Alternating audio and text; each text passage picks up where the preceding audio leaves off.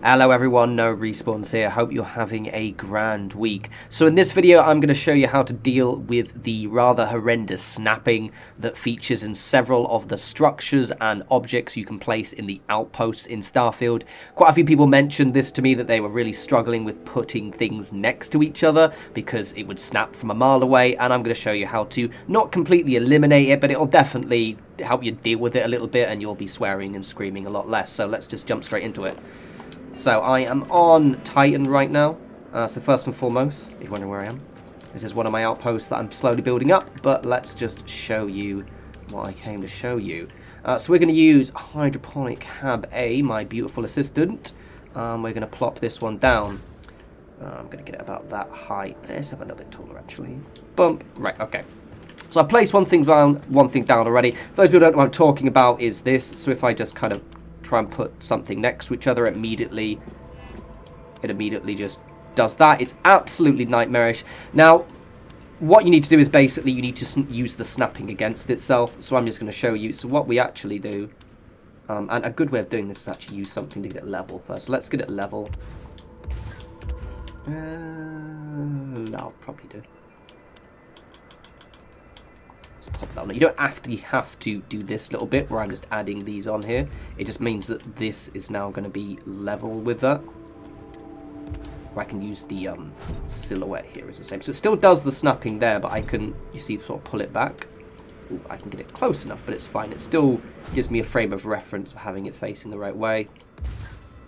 I'm going to get you quite low because I'm going to do a thing. So I've now placed that down, and now I can actually just snap a different prefab onto that. See, simple as. And also as a bonus, because I used the little industrial, well, the normal hallways or any type of the hallways to give myself a reference point, it meant that that is actually perfectly aligned with that. So what we can also do is do it freehand. The reason why freehand is quite good is you can make a slightly more interesting organic shape.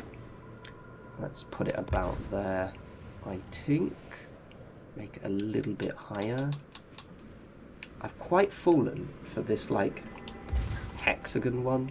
Yeah, see, look at that. So now what I've got... Oh, hello. As you can see, so now what I've gone and done is I've managed to put 3 prefabs really, really close together without having to worry about them snapping. It does mean that you do need to begin with one of the airlocks. And you can obviously take the airlock up and often just kind of attach it to wherever you want. But ostensibly, the way you deal with this is having the snapping work with you, and you basically have to kind of snap through a chain. One thing to note as well, that when you delete an item, so if, say, if you're building a chain of items and then kind of deleting them to enable you to actually build stuff close together, you do get all of the items refunded. I'm going to show that a bit better, and with the other very excitable item, which is these storage crates. So these storage crates suffer from the same issue, which is they really do like to snap. So let's say I wanted to put one here. Oh no, it does that. So I do the exact same thing, which is just, let's say I wanted liquid, because this is what I like doing. I like decorating with these big crates. Oh, when you're rotating, actually, just as a note, let's see that. I'm pressing the trigger to rotate. I can just rotate it like this way, and then it'll rotate to the direction I run. The reason why that's important with the snapping is this means I don't have to, like, freehand it. I can just rotate it around. See, looking at that, I could potentially fit another one in there, but I want it a little bit closer, so I'm going to take that one back, and we're going to probably about that, I think. Lovely jubbly. And that's it. There are some instances where you're going to really struggle. Say if I wanted to put something there, I'd probably have to start quite far away, because if I got even slightly close, it's going to get really, really confused. But ostensibly, how you deal with the snapping is you need to snap it to something else and then sort of build towards the structure you're snapping towards. I know it's not the most intuitive system ever. Honestly, this does feel like someone sort of accidentally put an extra 0 on a number when they were adjusting the distance it was meant to snap. I think it was meant to snap very, like, if you play Fallout 76, the fences do this, but they snap quite, you have to be like here, and then it'll snap to the closest fence. This feels like someone's put a 10 instead of a 1, You know what I mean? Or put like, that just feels like a mistake. So it might be that this video is kind of slightly irrelevant and hopefully is irrelevant in a few weeks. But anyway, hope that alleviated a few headaches, stopped a little screaming, stopped you ripping your hair out.